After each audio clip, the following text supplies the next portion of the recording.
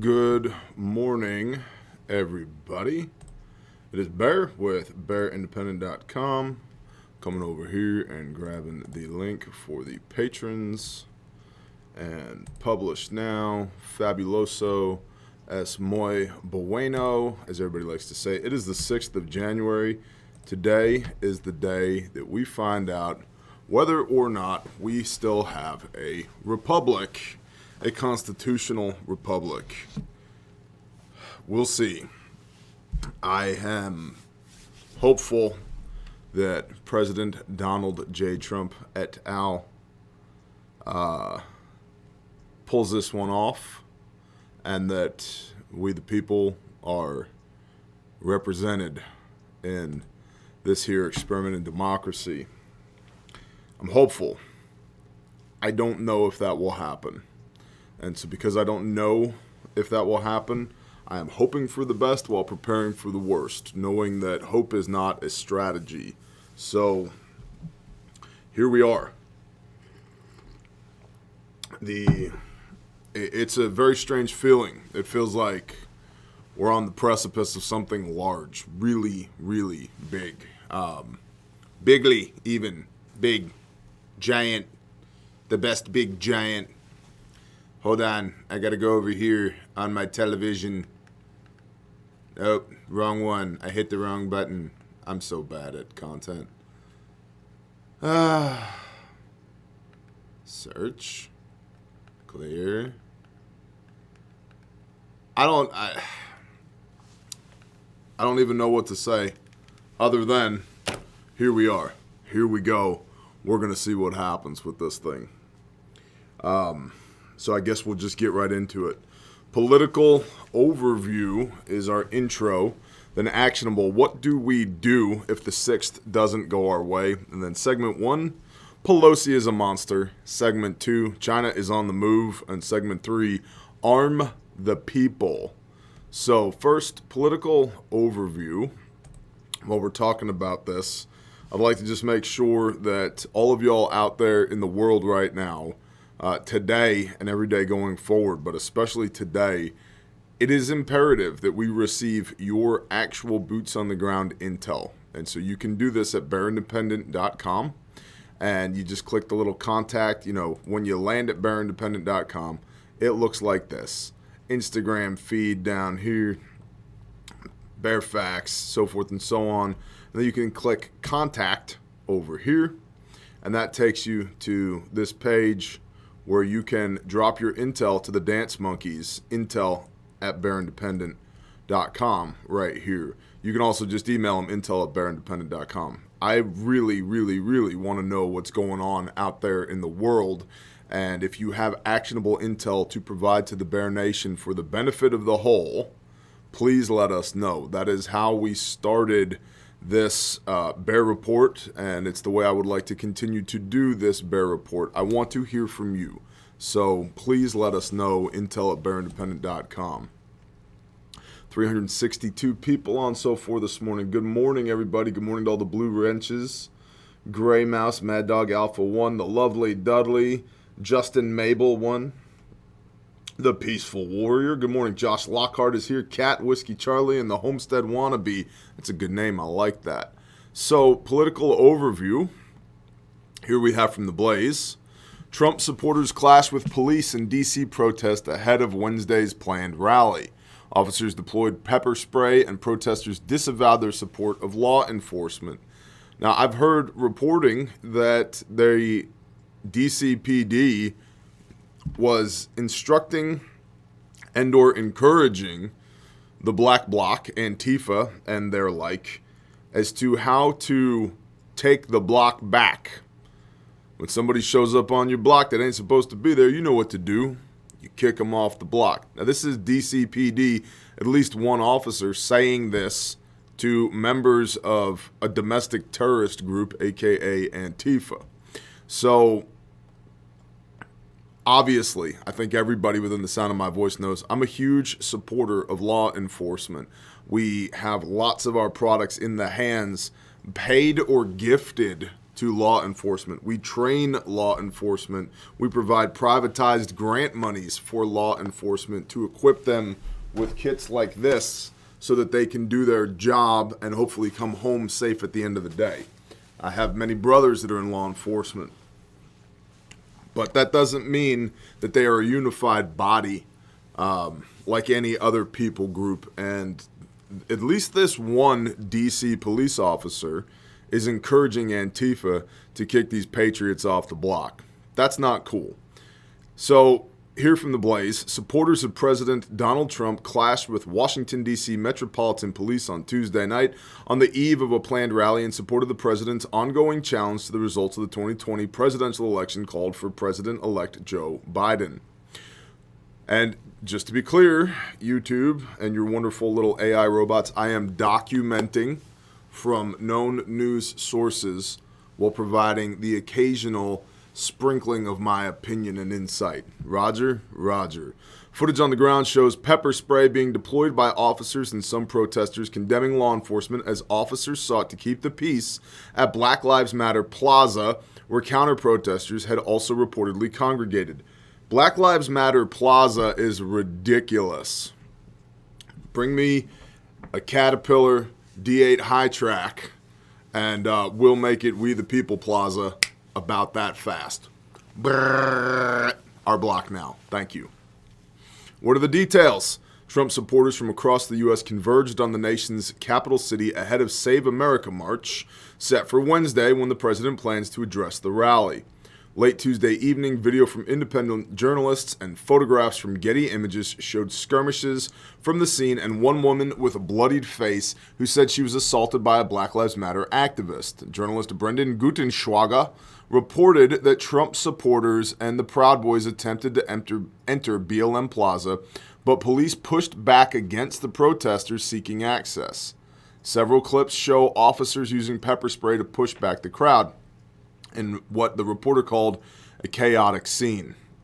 And so, on the one hand, the argument could be made that these law enforcement officers are in sync as a body with Black Lives Matter. And at least one person in particular appears to be, one officer in particular. On the other hand, think about crowd control. If we have two groups that are hell-bent on fighting each other and we're in the middle, it's probably best that these two groups don't come into contact with one another. Now, if the Proud Boys, if the Patriots really wanted to get into Black Lives Matter Plaza, they could get in there. Pastor Joe was just talking about this on his Patreon page yesterday, right? Breach and assault. It can be done. But you're asking for a world of hurt if you get into that situation all around. And so, giving the benefit of the doubt to these law enforcement officers, they were very likely doing their job to prevent chaos to the best of their ability. Following pushback from police and the arrest of some Trump supporters, one man was seen on camera berating officers, telling them, "You lost both sides of support. We had your blank back, but we ain't got your back no more." From, again, Brendan Gutenschwager. Oh, I clicked the button. I don't care about you, Brendan.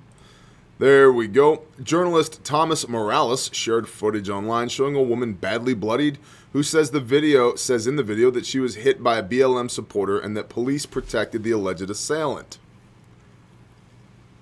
Yeah, so it's already coming to a head. What are one of our indicators that we pay attention to? Civil unrest.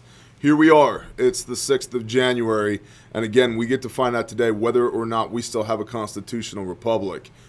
We've been saying for a year, one half of the country is going to be pissed today. We thought it was going to be in November on Election Day. Turns out, here we are. There's no winner here. And just to be perfectly clear, regardless of what side of the line you fall on, if you fall on the side of the line that the republic can be and should be reconstituted, that it is worth saving and that we can save it, cool. Don't have an issue with that. If you fall on the side of the line that the republic is doomed and we have no way, no actual recourse to wrest control of this great country back from they, the powers that be, cool. I have no issue with that. Either way, today, in my opinion, will be the beginning of a conflict, not the end of a conflict. And so we're going to get into some actionable stuff here in a minute about what that actually looks like for us. You don't have to take my advice at all, but there might be a thing or two in here that you can onboard about what do we actually do in 2021, assuming that this doesn't go our way. So in Georgia, with the Senate races there, the report says the Georgia voter turnout is low on election day. That's great. Thank you so much. And if you just search who won the Georgia Senate race, you've got Warnock won, which we'll get into. I like calling him Warlock. I think that's applicable. What do y'all think? 1,138 people here this morning. Andrew Barnes, whiteboards matter. Amen. It starts now, Dudley. Good morning. The Specialist 82 Roger.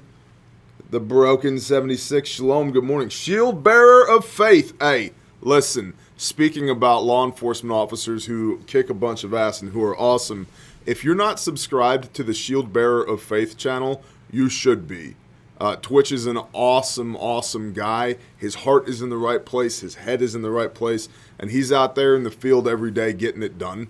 And he's just an awesome brother. So Shield Bearer of Faith. If you're not following Shield Bearer, B-E-A-R-E-R, one word, Shield Bearer of Faith, you should be. Good morning, brother. It's great to see you here. So, yes, Warlock over here. Warlock won, allegedly. And then from The Sun, which is known for its just pristine reporting. During the 2020 general election, none of the candidates in Georgia's 2 Senate contests earned more than 50% of the vote. That forced both races to the January 5 runoff. By the way, I'm thinking about getting some of this hair right here. I'd like to know what y'all think. My hair doesn't really stick around as much on top as it used to anymore. So I'm thinking, you know what? Let's go green, baby. I'm just going to get some of this, maybe braid it into my beard. I haven't figured that out yet. But I think it's a great look, personally.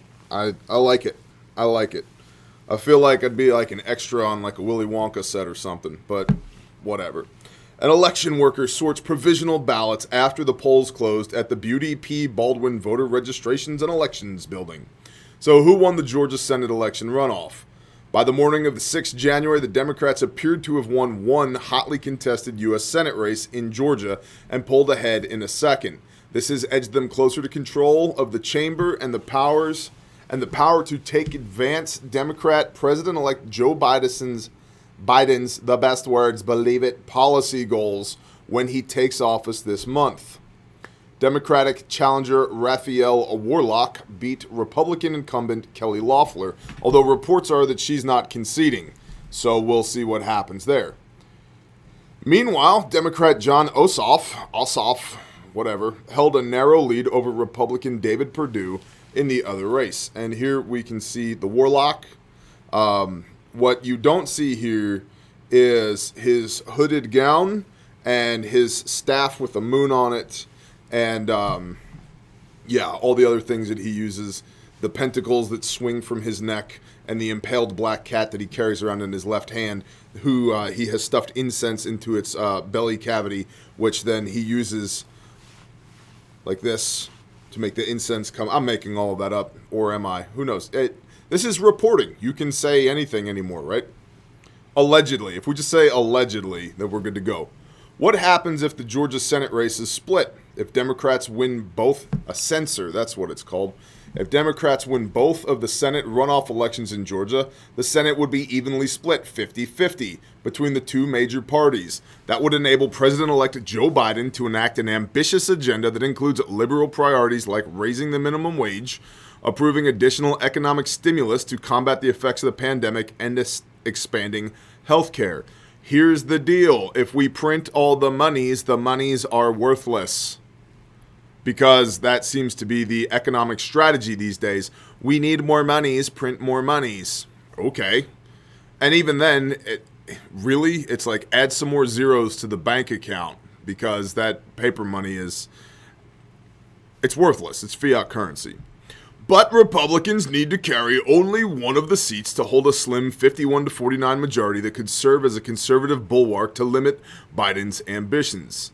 And here we've got blonde lady cheering like so, with brunette lady semi-astonished in the background. I feel like something good is happening over here. She's like, is that Cookie Monster? I think that's Cookie Monster. And this lady's like, yeah, Cookie Monster. I love Cookie Monster. I don't know. I didn't sleep great last night. I don't know if it's showing or not. So, again, today, we get to see what's going to happen today from a political standpoint. Where is the country headed? To my mind, if the Constitution does not prevail today, it does not matter anymore. We don't have a constitutional republic anymore. And I'm just going to make this statement and let it hang out there. If they don't follow the rules, why should we? Now, one could make the argument, and I have several times, we are already in without rule of law. We have governors who have overstepped their boundaries from an executive standpoint. We are operating state governments by credo under emergency authorizations. There's been, in many cases, an elimination of due process. There's been a severe limitation on freedom of movement, freedom of commerce. This is going to continue. You will very likely see under a Biden administration the continued infringement upon the Second Amendment. Monetarily speaking, our fiscal policies they're already trash, but they will become trash inside of a dumpster that has been lit on fire and kicked over into your front yard. Bad news. Bad news. So actionable, what do we do if things don't go our way? My opinion, take what you can from this. 1, form and strengthen community ties. Form a MAG, a mutual assistance group, and begin developing your network. Your network and your MAG are not the same things. Your network are the people that you know that are feeding you information, and you're feeding them information. You're out there touching antennas. You're gathering that intel back, which we'll touch on in a minute. And you're correlating all of that data so that you have a real snapshot in time of your area of operations and your area of interest. Networking is very important. Start networking, even if it's, Farmer Bob said, okay, that's a data point. But we can assign how much validity we put on what Farmer Bob says, but at least we have that data point. We're learning about Farmer Bob. We're learning about Farmer Bob's AO, and we're learning about what Farmer Bob knows and how he knows it. All great. The dude at the feed store, the lady at the nail salon, the person at the dry cleaners, the whatever, right? The teacher at the school, your network. This is going to require that you talk to people. And I know for a lot of people, that's not an easy thing to do. But just talk to people. Talk to people at your church, assuming you're still allowed to go to it. And newsflash, you're allowed to go to church. Forsake not the gathering together, even as the day approaches. You're allowed to go to church. We fought a revolutionary war in large part because of freedom of religion, freedom of worship. It's right there in the First Amendment. So again, if they're not playing by the rules, why should we? We're already in without rule of law. I think today we're just going to find out how far into without rule of law are we. And as far as I'm concerned, if today doesn't go our way, gloves are off, baby. Number 2, perform an area study.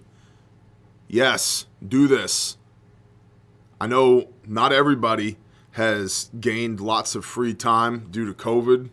If anything, we've ramped up everything that we've been doing during COVID. But a lot of people do have some free time. Might not be you. You might need to delegate this to somebody you know, maybe somebody within your mag, to do an area study. Update your existing area study if you have one. Gather and process local and regional intelligence. What is an area study? The best resource I know to tell you to check out for an area study is Sam Culper at Forward Observer, the YouTube channel Forward Observer. He has a whole playlist on how to develop an area study. We also have a video on it in our free Prepper Classroom playlist here on YouTube. So you can just check out the Prepper Classroom playlist. You'll find all this stuff is in the Prepper Classroom, including how to do an area study. But you need to have an idea of the area that you're operating in. Who are the good guys? Who are the bad guys? Who are the neutrals? Where are the resources? How are we going to communicate? How do we come and go? What's the critical infrastructure in our area? What's the socioeconomic status of this environment? What are people dependent upon? Well, there's a steel mill in our town and China could shut it down. Well, that's going to be a big problem. Things like that. What are our pinch points? What is the political environment in our area? Is it mostly red? Is it mostly blue? All of these things, correlating all that data into a study that's relative to you, which then becomes actionable. And while you're doing this, you're also, putting snapshots in there of this is the mayor, and the mayor's a really good guy, or actually she is a total scumbag because of XYZ, and her political leanings are this, or she says this, but she does this. This gives you an operational understanding of your environment and the people in it. Perform an area study. 3, do an assessment or an inventory of material stockpiles. Obtain key items that may become difficult to acquire. Seeds, hardware, precious metals. And when I say precious metals, I mean, things that might look like that right there. Precious metals, etc. We know that the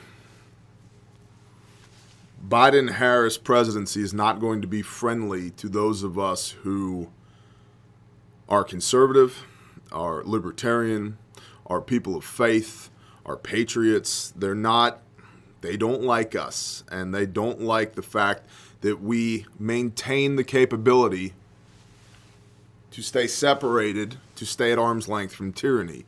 They're going to reduce your capability to stay at arm's length from tyranny. So forecast what you're going to need and stockpile those things. This is Prepper 101. Number 4, top off tanks, charge batteries, fill your propane bottles, and do a commo check. And ensure that you have adequate fuel for heating this winter. There's been a lot of chatter about dark winter and cyber attacks and infrastructure grid down, that type of stuff. If you're in the Northeast and you run number 2 fuel oil, get some extra fuel oil. If you're in if you're in Montana and you've got a wood boiler, make sure you got plenty of firewood to get through the winter. Now, in many places, especially that have hard winters, this is a given. You don't go into winter without having enough fuel to make it through winter. But you might just want to do a quick inventory of that. Make sure you've got enough. If you've got a backup generator for your house and it runs on propane, when was the last time you topped your propane tank off? Things of that nature. Number 5, determine your bug out indicators. Bug out is just an exfil. We're just moving from where things are bad to where things are less bad and or good. It's not, many people fantasize that they're going to be out in the woods bushcrafting the most beautiful shelter you've ever seen when they bug out. No, we're getting from point A to point B as expediently as possible. Move. It's not a vacation. You're moving. If you're bugging out, it's because the place that you are is untenable. You cannot stay there. So, determine your bug out indicators. What makes this place untenable? Why would we be unable to stay here? Certain examples could be civil unrest in your environment, in your county, 2 towns over. The inability to perform commerce. You could have restricted access to the roadways. There could be all types of things. You need to figure out what your bug out indicators are, and then you need to make a list of them now so that you're not trying to think about this emotionally when things happen. You've logically already laid it out, and you can say, well, when 3 of these 5 things, we can check those off, it's time to go. Or 5 of these 7 things, or if this one big thing happens, it's time to go. Figure that out now. And this is a great exercise for you to do with your MAG as well, your mutual assistance group, to make sure that everybody's on the same page and to compare, contrast insights and concerns, because you shouldn't have a monopoly on when we all bug out. Okay? And you shouldn't have a monopoly on this type of expertise either. Everybody should be looped in on this. Make sure your bug out plan is still viable. Most people have bug out bags, but they don't have a bug out plan. They don't know where they're going. Figure that out, because the bug out plan involves the bug out location, where are we going, the bug out vehicle, how are we getting there, what's going in the vehicle, and your bug out bag, that's just a small portion of what goes in the vehicle. Knowing that all systems degrade into man-portable systems, meaning that we need to be able to carry the most important, the most mission-critical stuff on our back, and everything else that's in the vehicle is a nice to have, not a need to have, right?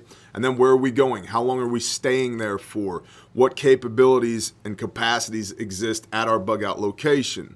When we get to that bug-out location, are there things in that area study, that we need to know? And do we need an extra set of indicators there that if we have to bounce from that location to somewhere else, what would those things be?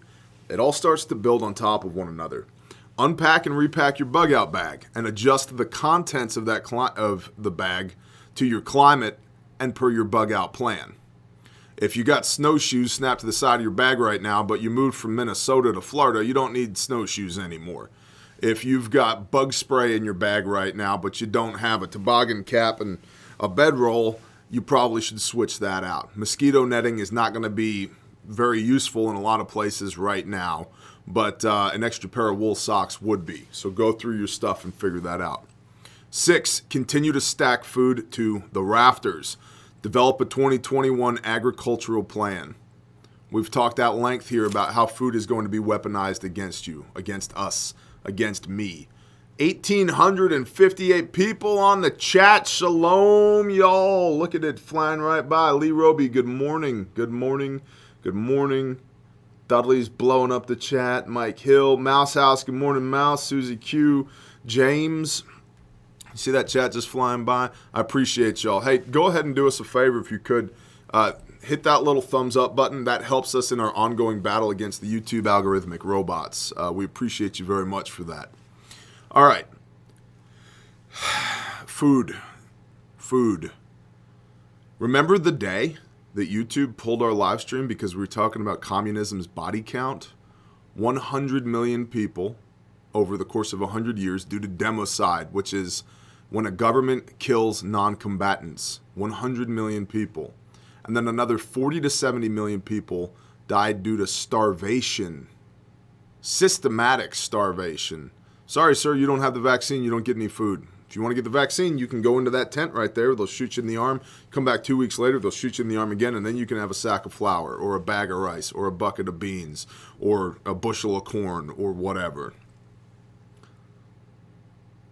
That has happened all over the world. We see a push towards socialism, which is communism light here in the United States of America. If we head in that direction, make no mistake, it's just a matter of time before access to food is weaponized against you and your family. So you want to have food. And you know what? If I'm wrong, and I pray to God that I am wrong, I don't want to be right about any of this stuff. I really don't.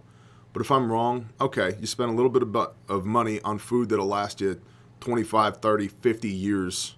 It's there if you ever need it. And I know many people that due to an injury, an illness, or a job loss have dipped into their food storage and have not had to spend money on food because they already had it. And it helped them bridge the gap between unemployment and reemployment.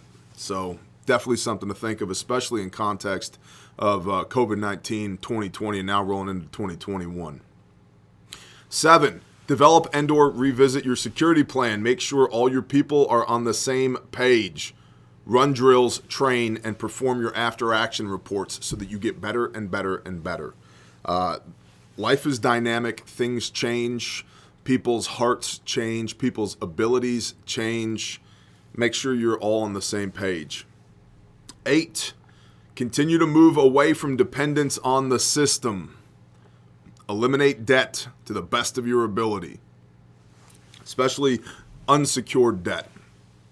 Land holds its value.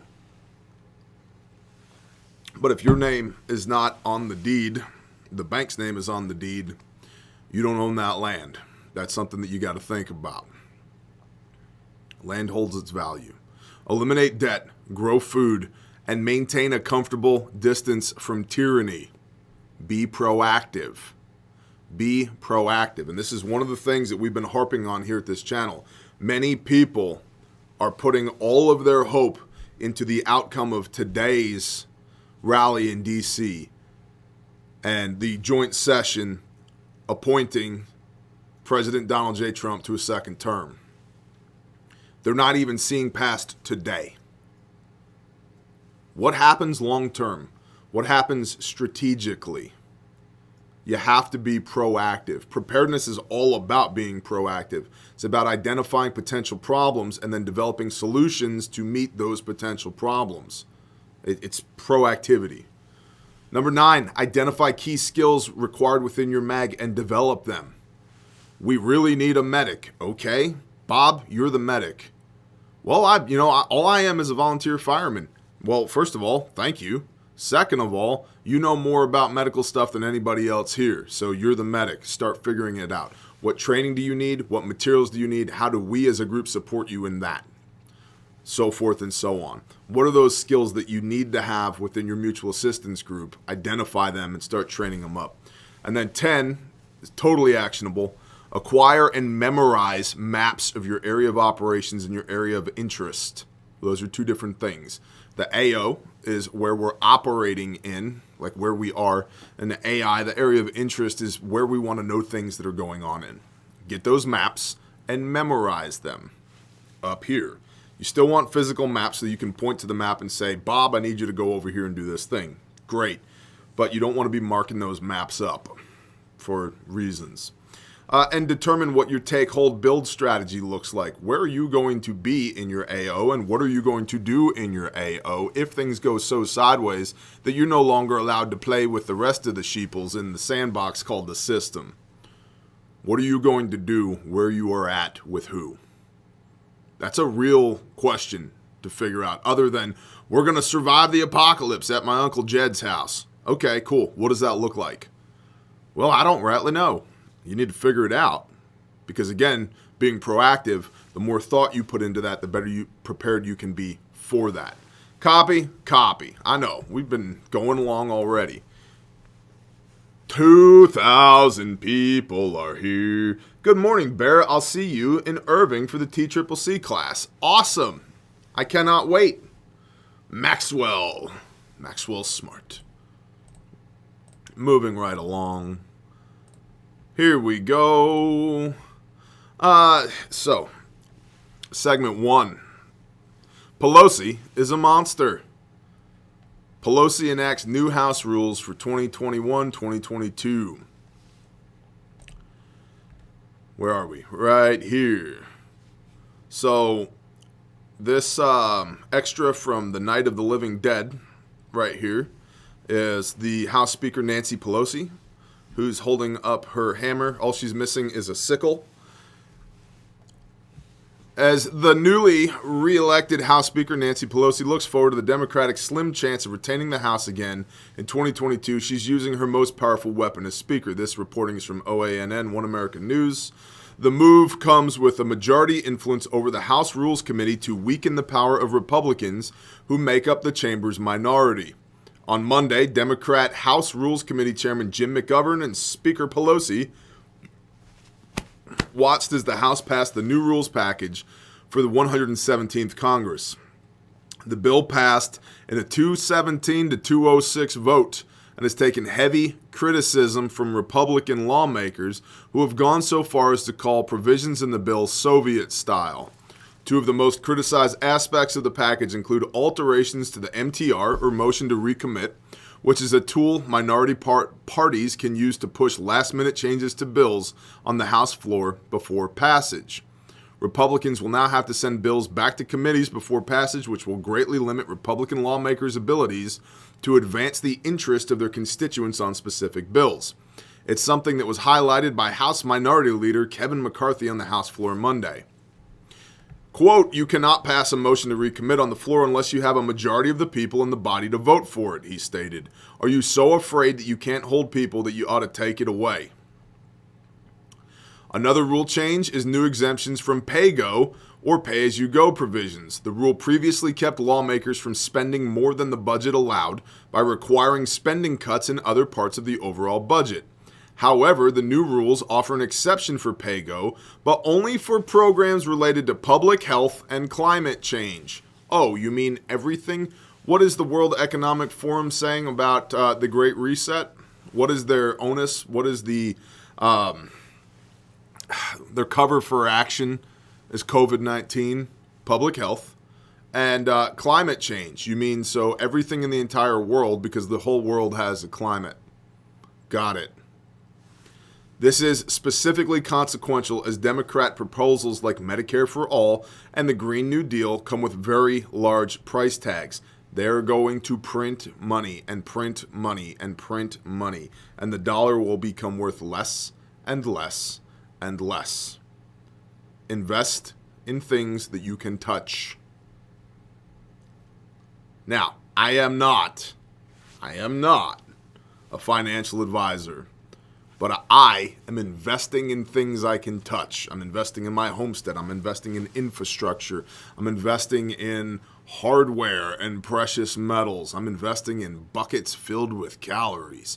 I'm investing in things that I can touch. I'm investing in land. I'm pouring into people.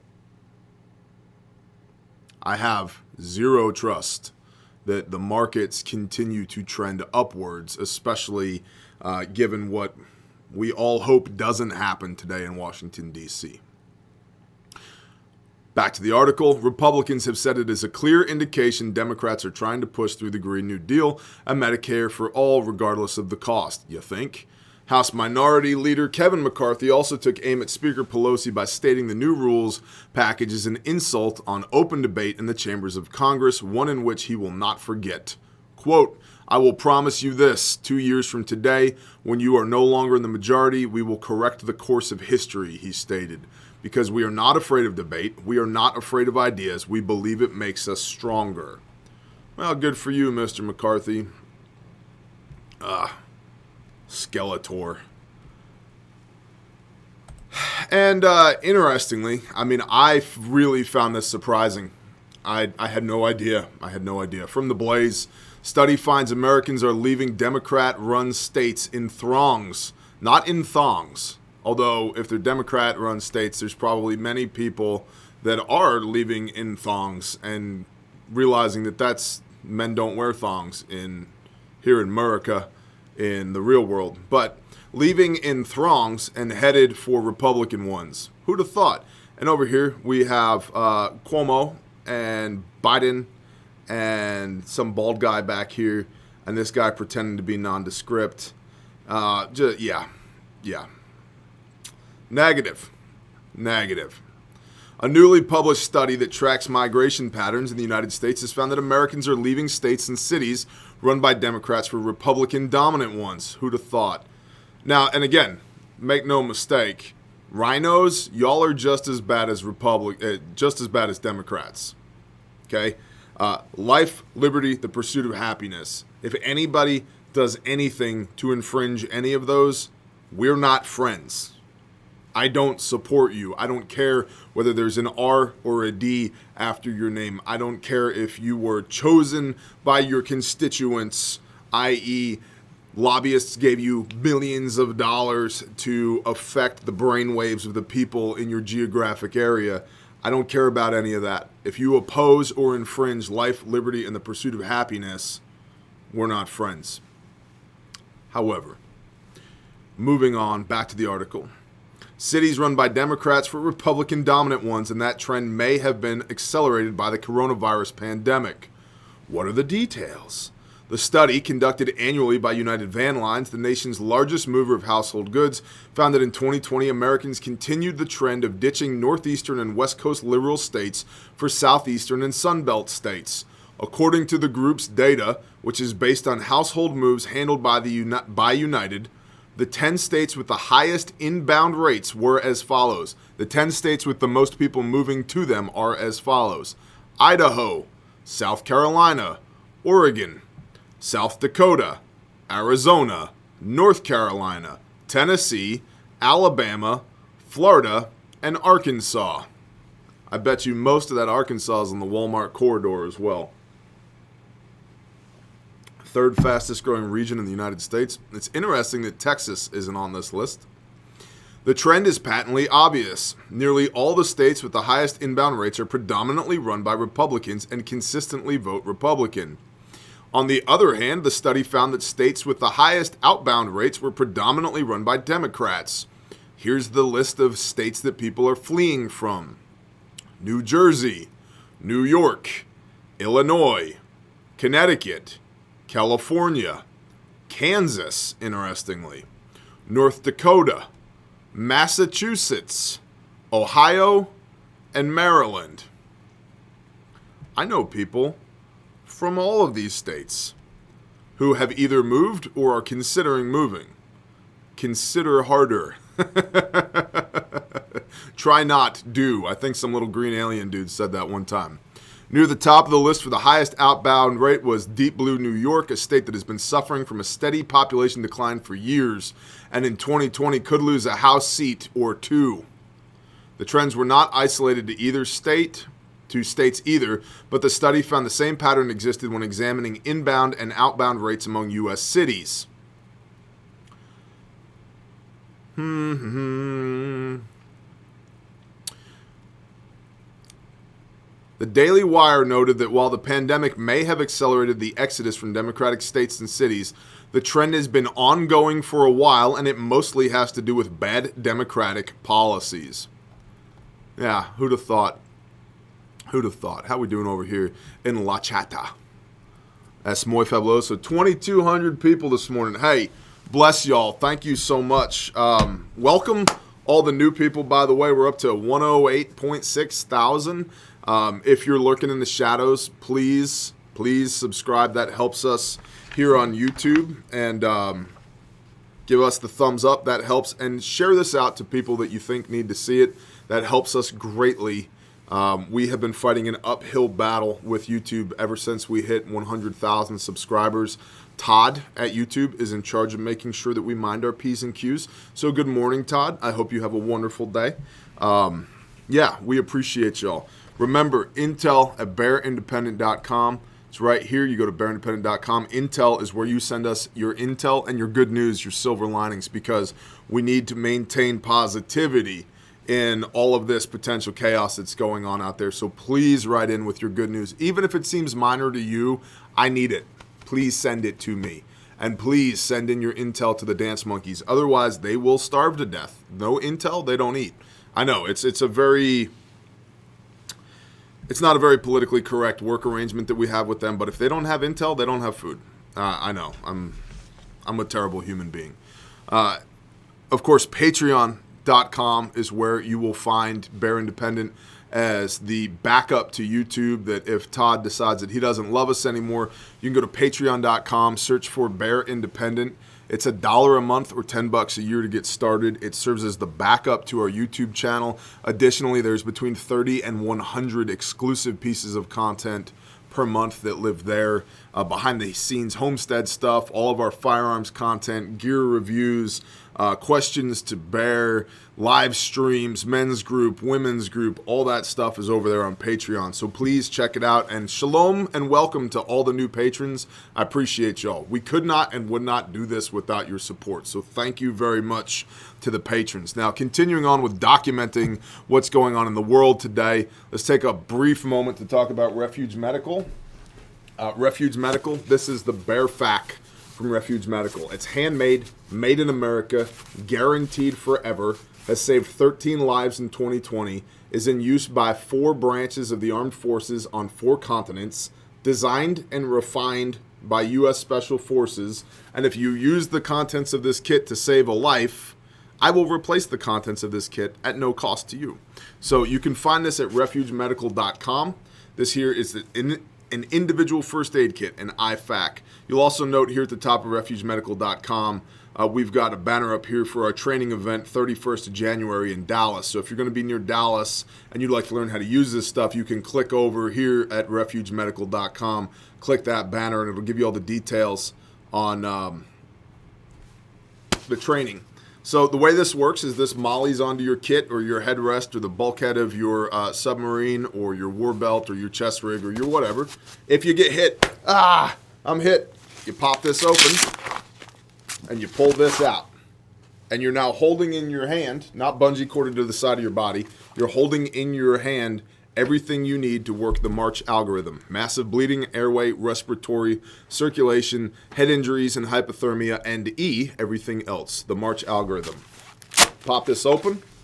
Brief overview of the contents. 1-inch surgical tape, 6-inch North American Rescue pressure bandage, small roll of duct tape, legit decompression needle, a Sharpie, indelible paint marker thing, a Generation 7 legit cat tourniquet, nitro gloves, because if it's wet and not yours, don't touch it. Back here in this pocket, there's a pocket back here, you have your stack. So you've got your 7¼ inch North American Rescue EMT shears, the good ones, nasal pharyngeal airway with Surgilube, 2 5x9 gauze pads, and 2 high-fin chest seals, all right there in the back in the stack. So that's your airway management and respiratory right there, as well as your shears. You've got your massive bleeding here with the pressure bandage and the cat tourniquet. You've got your respiratory as well right here with your decompression needle. And then down here in the bottom, this pouch down here, I haven't figured, I need a third hand to do this. So I'm going to put it down here and just show you what's in the bottom. A bunch of stuff. You've got your alcohol prep wipes. You've got your compressed gauze for wound packing. You've got your Kerlix or rolled gauze. You've got a bunch of small gauze for example, like an eye injury. You write cover and tape, or if you got a boo-boo, you got small gauze right here. Or, for example, sometimes you have a broken bone and it's a compound fracture and the bone's sticking out. Well, what do we do with that in the field? We cover it. Why? Because it hurts and we don't really want to look at it, and we need to move that up the chain of command to somebody that knows more than we do. Okay, so gauze. You've got your commercial quick clot right here as well for wound packing. You've got your blanket right here, survival blanket for hypothermia, so that we keep the casualties' body temperature high, as close to 98.6 as possible, because for every 1 degree of blood loss, you have a half-life of your clotting ability. So if it takes you 3 minutes to form a clot with pressure at 98.6, at 97.6, it takes you 6 minutes to form a clot. That's a problem. And it's much easier to keep people warm than it is to heat them back up again. So you got your emergency blanket here, and then you've got a triangle bandage as well, which can be used for a myriad of things in a first aid scenario. So I'm going to go ahead and put this stuff back in here. All of this is available at refugemedical.com. Again, to repeat, handmade, made in America, guaranteed forever. If you break it, it will be replaced at no cost to you. If you use this kit to save a life, the contents that you use will be replaced at no cost to you. You can and should use promo code BEARNATION, which will get you 10% off your order. There are many different colors that are in stock right now. This comes in red, gray, black, OD green, coyote tan, marpat woodland, and multicam. But if you're going to order the multicam, you have to be a cool guy. It's as simple as that. If you're going to rock a multicam Bearfac, cool guy status must be confirmed. So there you go. Pops right back into the pouch like so. Flip the lid closed.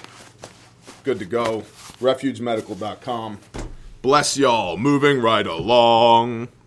All right, so South Korea froze billions of dollars in Iranian funds because of U.S. sanctions, and now Iran's Revolutionary Guard has seized a South Korean tanker in the Persian Gulf, allegedly for oil pollution. I think we're all tracking about this. South Korea has demanded its release. In September, Iran had seized a British-flagged tanker on accusations of violating maritime regulations, but it was released after a tense diplomatic standoff. Since Trump has banned investing in companies with ties to China's military, 3 large Chinese telecom companies will be removed from the stock exchange. These include China Mobile, China Telecom, and China Unicom. In the order, Trump stated, "The People's Republic of China is increasingly exploiting United States capital resources to enable the development and modernization of its military intelligence and other security apparatuses."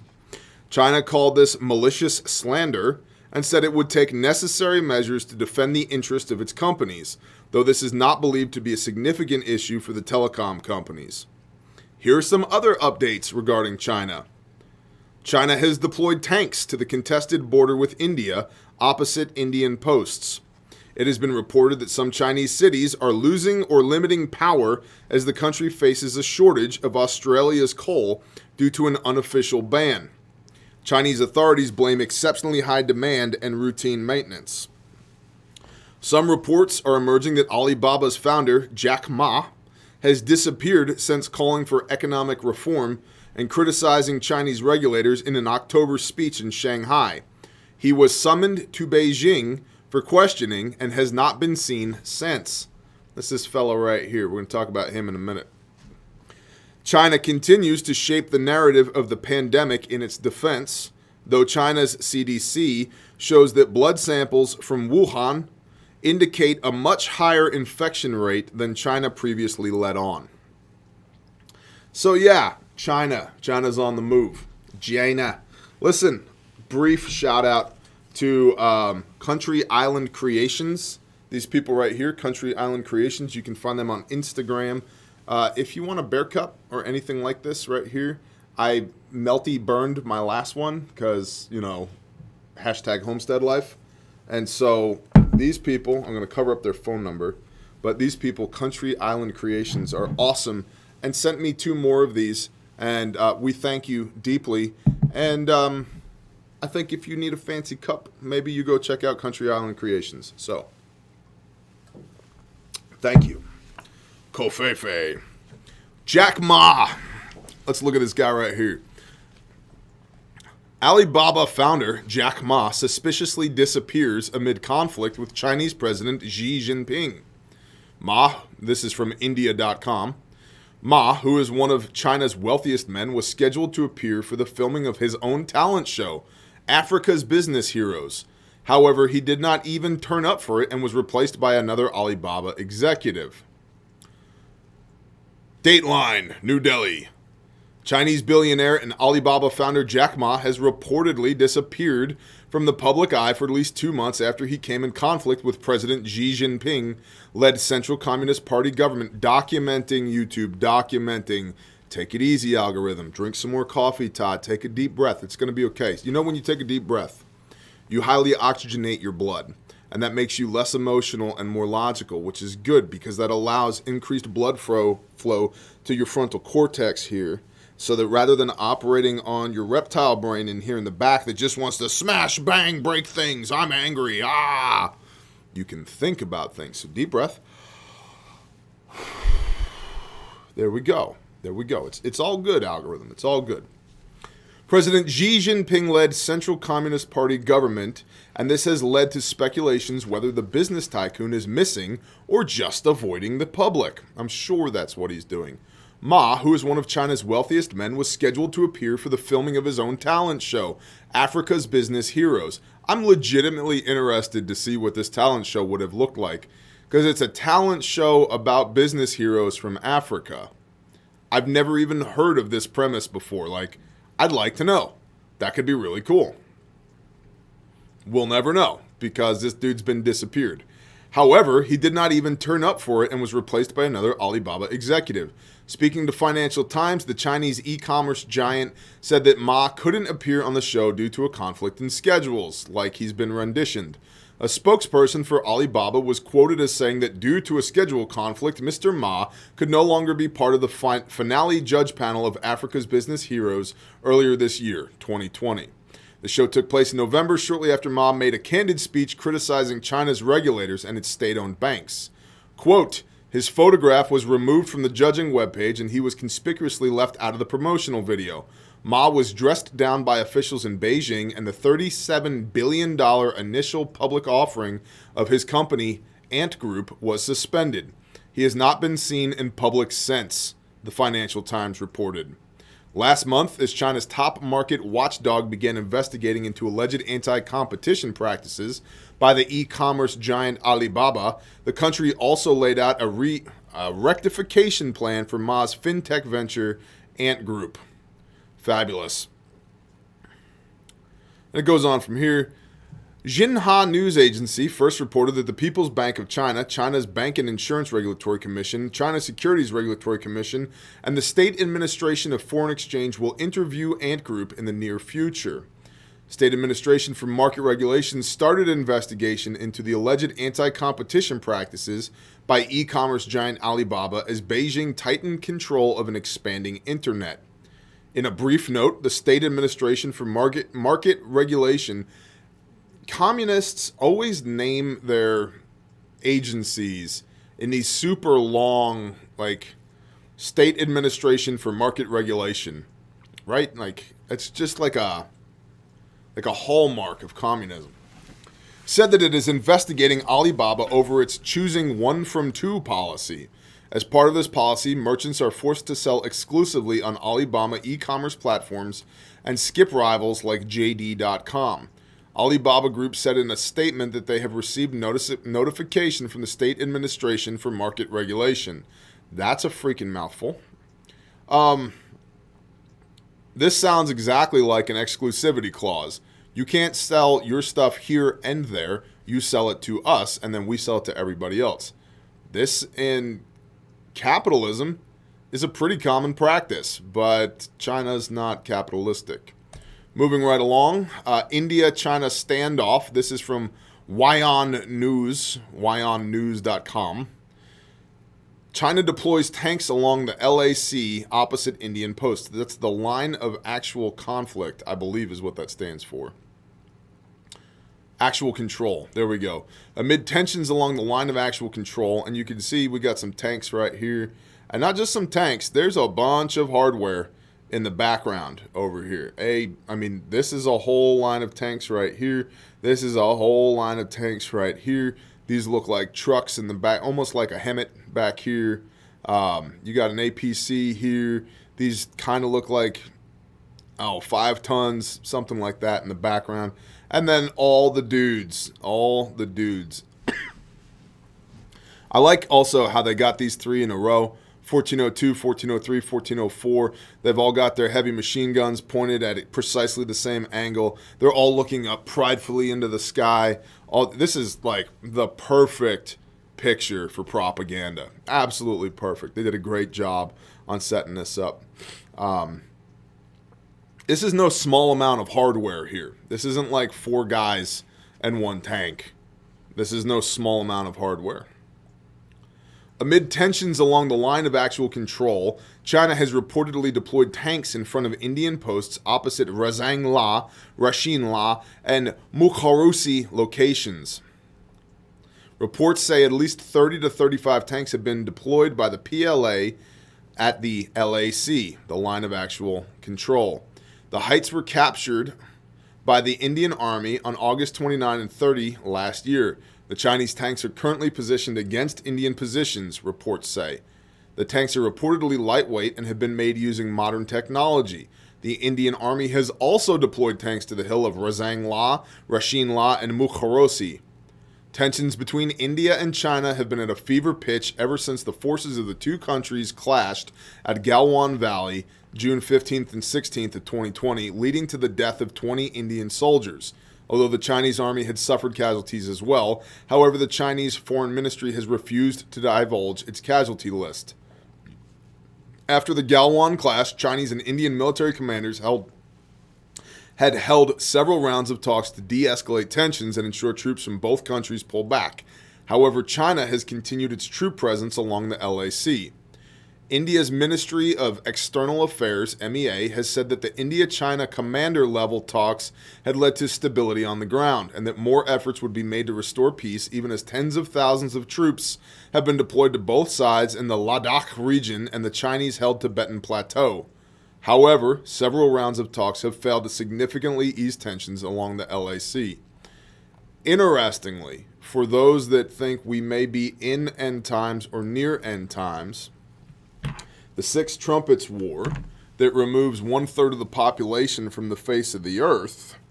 There's what, about 8 billion people right now? Well, there's a couple billion people in China and a billion people in India. It's very difficult to come up with 1/3 of the world's population gone due to war without involving China and India. And I'm not saying we're in end times. I'm saying we're in something that looks like it might be, could be, end times, but I'm waiting on several other indicators as well. Namely, if two people start literally spitting fire from their mouths while preaching the truth from the Temple Mount in Israel, I'm going to go, ding, I guess we're here now. But we also need to remember, bringing it back to a worldly perspective, war at its most basic level is a game of resources. It's the allocation of certain resources towards the acquisition of or protection of other certain resources. And so both China and India have massive populations. Both China and India have massive problems feeding their massive populations. We just detailed that China's having a problem getting enough coal to run their power plants, even as we here in the United States of America sit on the precipice of National Socialism, which would enact the Green New Deal, which would make coal illegal, which would skyrocket our cost of electricity, our cost of power generation here in the United States, as China's blowing coal smoke unrequited into the air 24/7, 365 without rebuke or reproof. So here we are. The world be screwy, y'all. And because the world is screwy, adventurefrontier.com. You know, maybe you're just trying to live your life out there on the homestead, and the PLA starts rolling tanks down your county road, and you're like, damn it, man, I need my level 5 armor, which will stop 105 smoothbore rounds. Well, Adventure Frontier doesn't have level 5 armor, but they do have level 3 plus, and level 4 armor, which you can get at an incredibly low price, honestly. You can use promo code BEARNATION for $10 off your armor. They've got the single curve, the triple curve, the anti-spall coating, the ceramic plates, the metal plates, the MOPCs, the Ranger carriers. They got all that stuff at adventurefrontier.com. They've also got the best individual first aid kits on the planet. Come at me, bro. Let's do a head-to-head comparison with anybody else's kit. The Bare Fac and the Bare Minimum, you can get those right here at adventurefrontier.com. And for those who have the TSSCI clearances to know about the Fluffy Bun Buns, you can get your Fluffy Bunny sticker and patch right up here at the top, because need to know. That's right. You know that this sticker was actually developed in a skiff? That's correct. Yep. That's correct. So adventurefrontier.com, we love those guys. They're awesome people, and they do an excellent job with their customer service. They have excellent products that somebody who's preparedness minded might be interested in. And so before we buy Bezos his 16th yacht, maybe we consider throwing a couple of bucks at real human beings, those at adventurefrontier.com. How we doing over here on our numeros? 2,000 people in the chat. Earl's daughter, good morning. Cody Willis is here. Eyes of the Wolf 101. Jeff Noddy, good morning, Jeff Noddy. There you go. You got an Armageddon right there, right? I'm telling you. Hey, good morning, Puzzleman. Oh, gosh, there goes the chat. Just flying SHTF Engineer. Homer, the Red Tower. Coal Miner's daughter. Good morning, Coal Miner's daughter. Rich is here. Dudley's here. Minerva. Chris H. Doug Bucher. Good morning, Doug Bucher. The Womb Raider. That's an interesting name. Keith and It Real. Logan. Scotty Nux. Appreciate y'all. I appreciate y'all very much. And now the FBI has reported, this is a lovely graph right here from FBI.gov, The FBI has reported that 2020 has set a record. The year's total gun background checks conducted 39,615,315. That's a 40% one-year increase. Firearms industry officials said that many used their stimulus checks to buy guns and pay for instruction. Praise the Father. Now, y'all know where I stand on stimulus checks. I think the best stimulus is to let people go back to work and do their jobs. But what do I know? I'm just a guy that's got 3 small businesses and a ministry that lives in nowhere, Oklahoma, that's trying to feed his family and provide for all the people that he loves while saving people's lives with handmade, made in America, guaranteed forever gear for military, law enforcement, EMS, and civilian sheepdogs. I wouldn't know anything about business at all, not even a little bit, but what do I know? If you're going to get a stimulus check, hey, at least spend it on one of those pew-pew machines. Those things rock. I'm a big fan. Back in the day, like a month ago, you actually were allowed by the big tech companies, simmer down, Todd, it's going to be okay. You were allowed to actually hold a firearm on a live stream. Can't do that anymore. They get you pulled that fast. That fast. How fast? That fast. Patreon.com for all the firearms content. So from the FBI, you can see right here in 2020, and you probably can't see because like all things government related, it's fuzzy and difficult to make out. But this bottom column right here, 2020, 39,695,315 in 2020 total background checks. In 2019, you had 28 million, 26 million in 2018, 25 million in 2017, 27 million in 2016. I'm interested to see 2008 with Barack Obama. 12 million. 2009, 14 million. So starting from 1998, 892,000. Look at 99. 892,000 to 9 million. Dude. Because remember the year 2000 scare? Remember that? The world's going to end. The Mayan calendars. No, that was 2012, right? Was the Mayans? Oh, there's a big jump in 2012 too. But anyway, from 900,000-ish to 9 million. So 10x. And then 8.5 million, 8.9, 8.4, 8.4, 8.6, 8.9. It's kind of cruising right along there during the Bush years. We had 9/11 right in this column right here. And then you can see we get into the 10s, 2006. 2007 is 11 million, 12.7, 2008. 2009 is 14 million, 2010 is 14 million, 2011, 16 million, 2012, 19 million, 2013, Barack Obama, one of the best firearm salesmen on the face of the earth. 2013, 21 million, 2014, 20 million, 2015, 23 million, 2016, 27 million, 2017, 25 million, 2018, 26 million, 2019, 28 million, and 2020, 39,695,315 firearms. Amen. Life, liberty, the pursuit of happiness.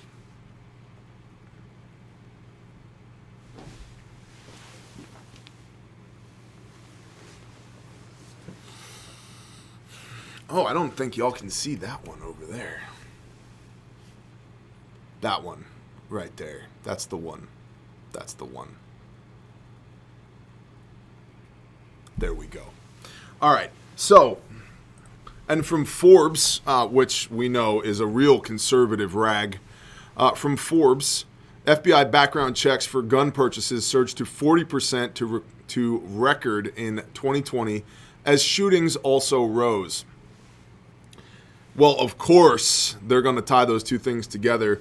I think that shootings are rising because the likelihood of having a democratically controlled executive branch, legislative branch, and judicial branch is also rising.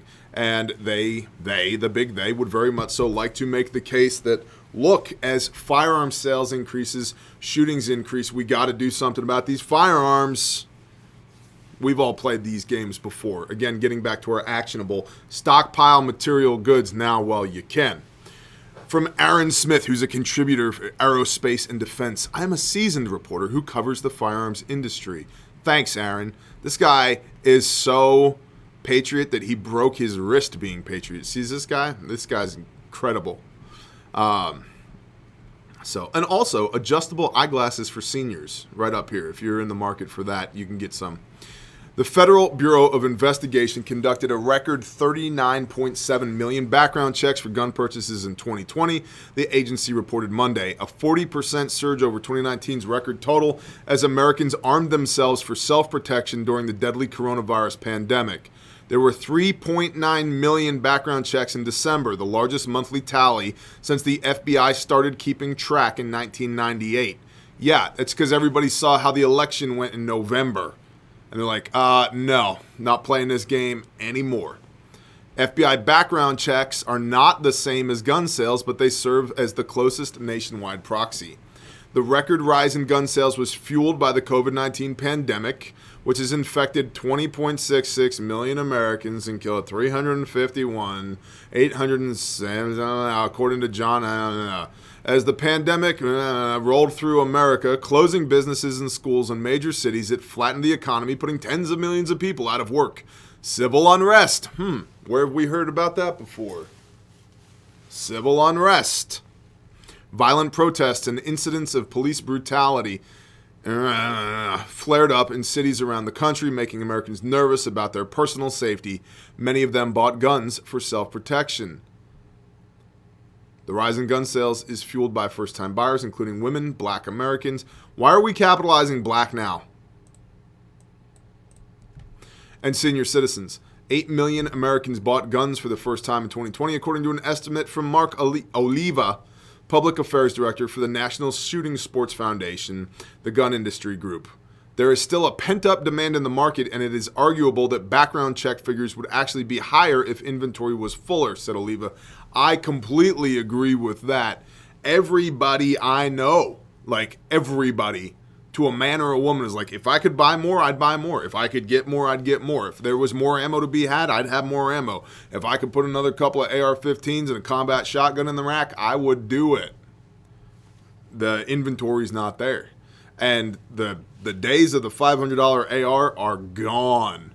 Gone. You're talking parts kits now in the 700s, not including the lower receiver. So, yeah.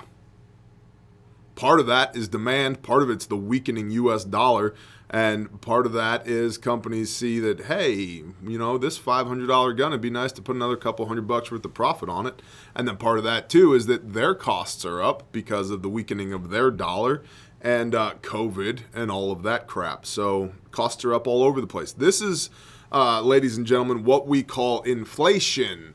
Your dollar is not worth as much as it used to be, and I firmly believe it's going to continue to trend in that direction. So the cost of everything is going to go up and up and up. You add that in with the proposed increase in minimum wage. Costs are going to continue to go up, coupled with the printing of money to enact the Green New Deal and Medicare for All and all these other socialist agenda items for Biden-Harris. The dollar is going to become worth less and less and less. And so get independent of that system. That dollar is not going to have the purchasing power even a year from now. I'll mark my words, a year from now, the dollar is going to have less purchasing power than it does right now if Biden and Harris are instituted as president and vice president today, the 6th of January, 2021. Manufacturers have been working diligently to meet this, but I expect that demand will remain elevated for some time. Meanwhile, gun violence is on the rise. You know what? I'm not even going to read any of this because I don't like their talking points, and I'm not going to give them any airtime because I think we all have an understanding of why gun violence would be on the rise.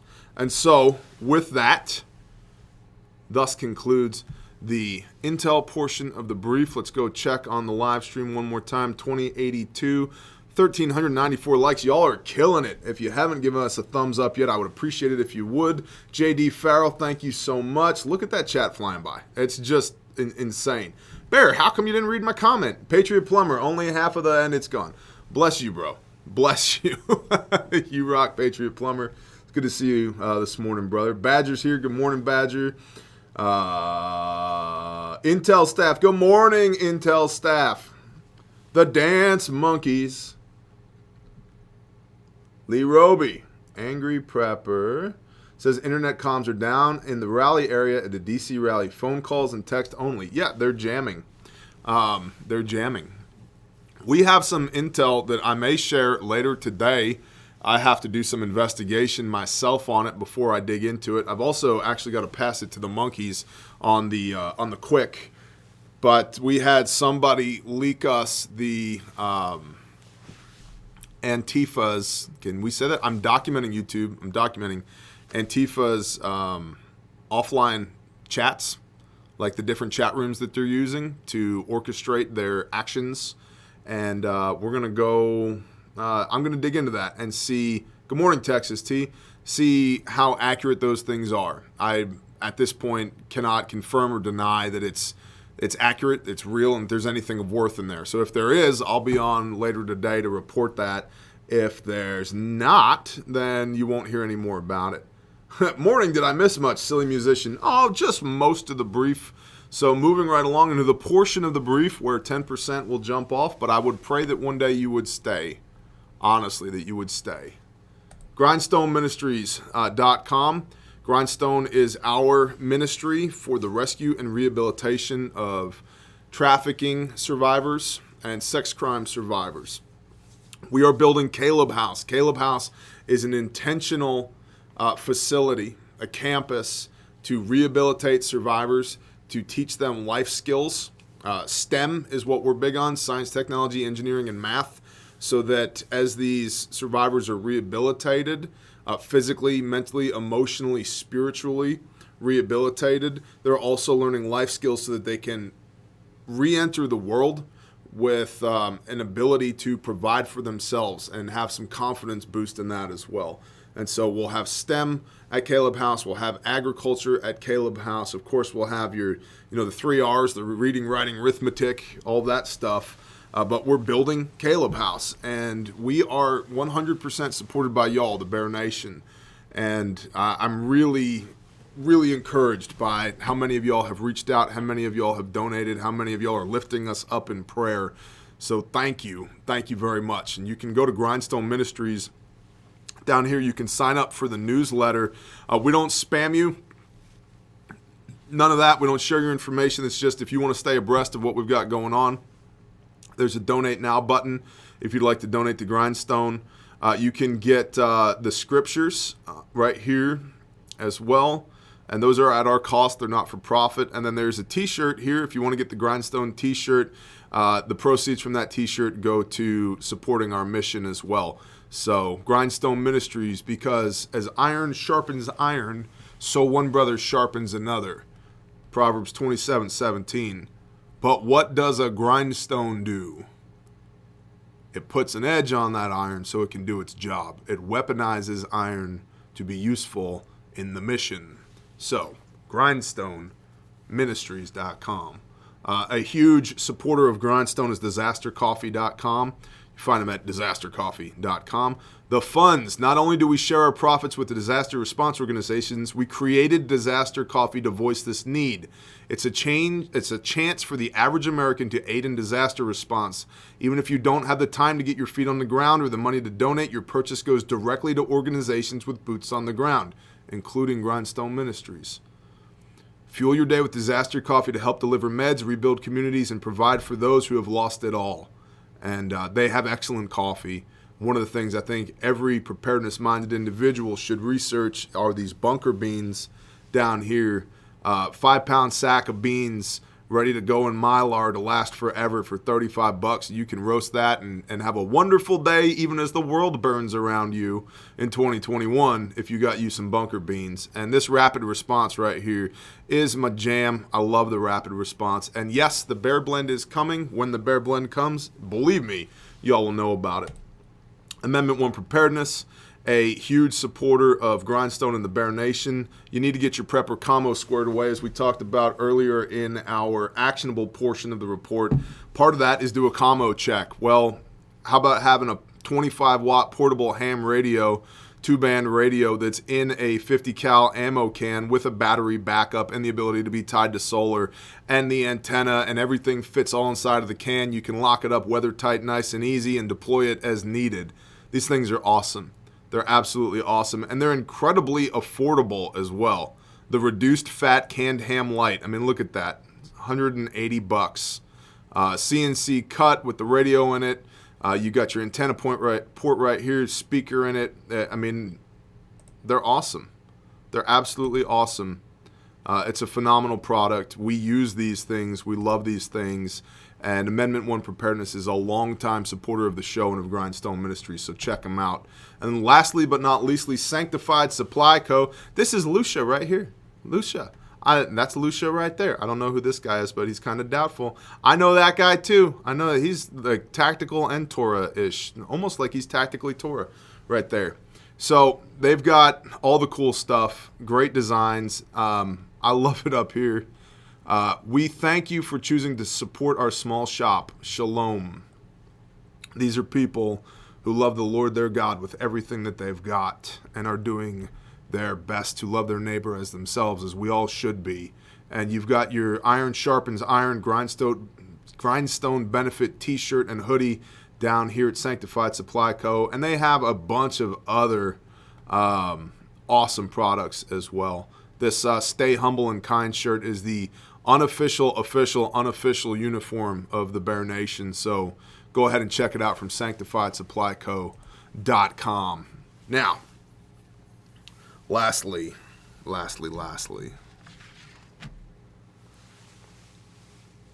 Psalms 77. My voice is to Elohim, and I cry. My voice is to Elohim, he listened to me. In the day of my distress, I sought Yahweh. My hand was stretched out in the night, and it did not cease. My being refused to be comforted. I remembered Elohim and groaned.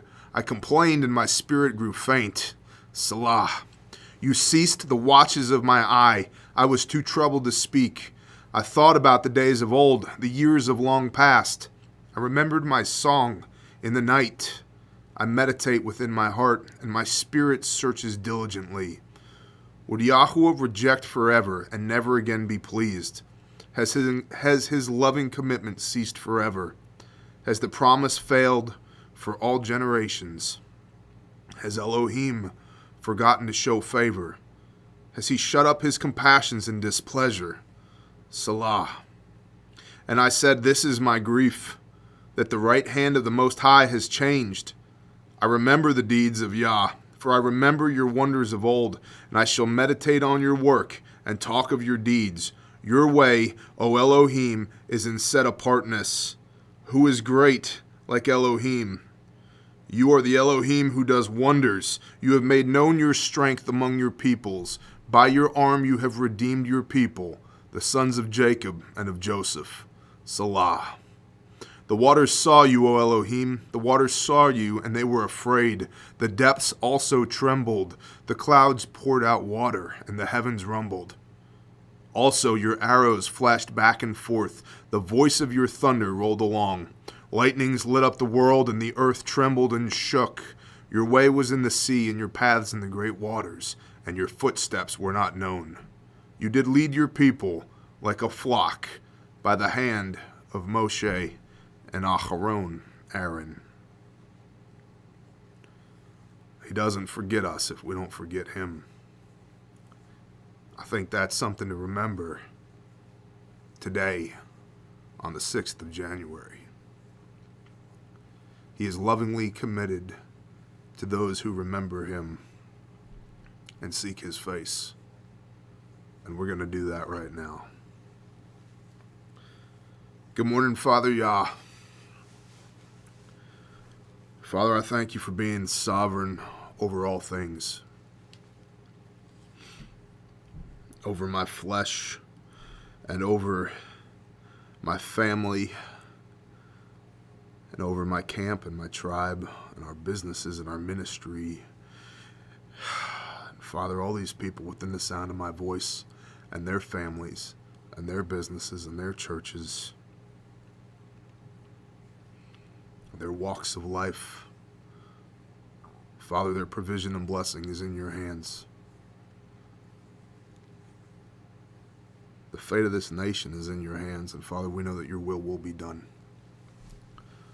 And so, Father, I pray that you would grant us the peace and the fortitude to accept whatever the will of you is today. Father, that you would keep us humble, but that you would convict us to move in your ways, to walk in your steps, to be your hands and feet, to understand that the wrath of man does not lead to the righteousness of Elohim, but to also understand that in meekness we inherit this earth, and meekness is not simply turning the other cheek. It is possessing the power to utterly destroy, yet staying your hand. And so, Father, I pray that you would just guide us as individuals first and foremost, as heads of our homes, as leaders in our family, as members of our communities, as congregants in our churches, as we seek to worship you, that you would lead us and guide us, that you would show us what to do and convict us to do it.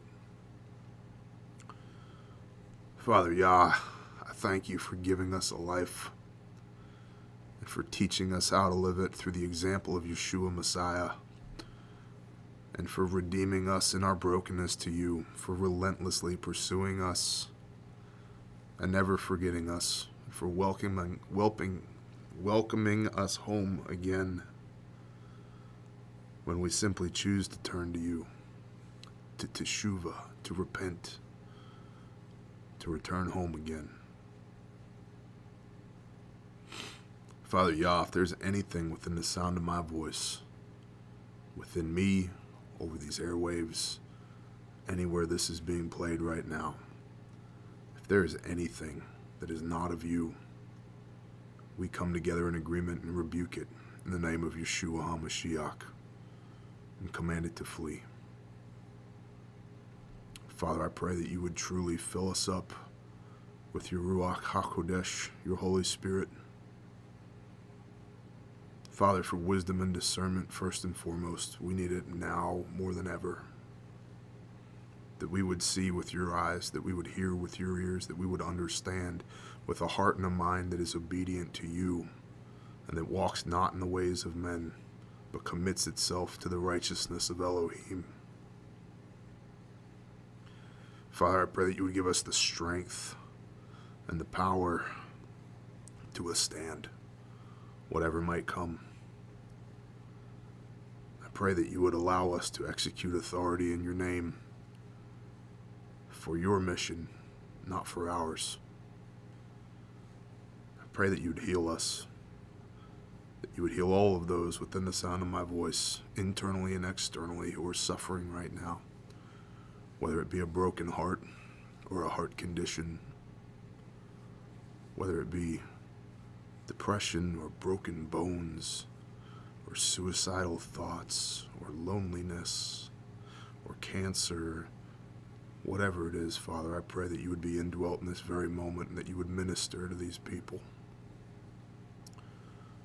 And Father, I pray that you would bring us peace that surpasses all understanding, that we would lean not on our own understanding, and that we would trust in you, that you are sovereign over all things, that you existed before time, that you created us for this very moment, for this purpose, and before we were ever made flesh, you knew every hair on our heads, that you lovingly committed us into this world for your purposes, not for ours. Father, I pray that you would put a hedge around all of your people today.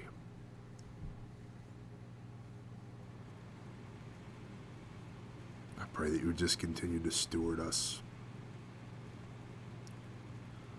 And I pray that you would convict us to continue to seek your face and lead a life that is pleasing to you, no matter how displeasing it may be to men.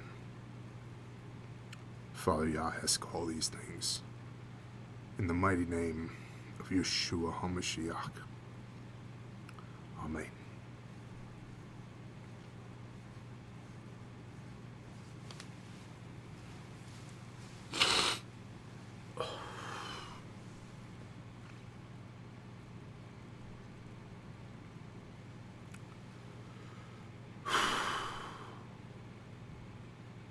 Bless y'all, Bear Nation. Good morning, JK Iron Man. Bless y'all.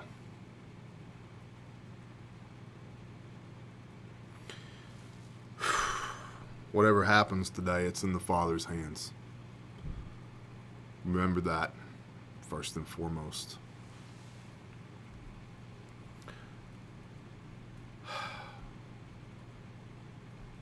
We'll be in touch.